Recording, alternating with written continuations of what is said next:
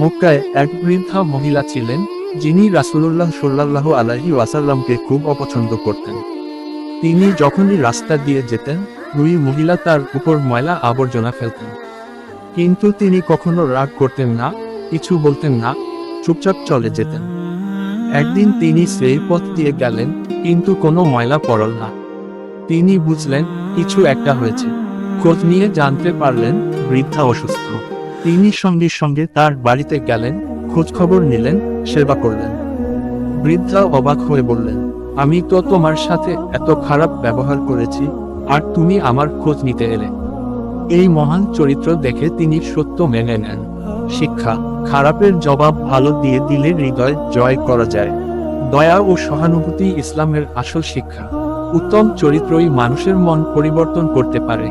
এই ছিল প্রিয় নবী সাল্লাল্লাহু আলাইহি ওয়াসাল্লামের মহান আদর্শ। এরকম ইসলামিক ভিডিও পেতে চ্যানেলটিকে সাবস্ক্রাইব করুন।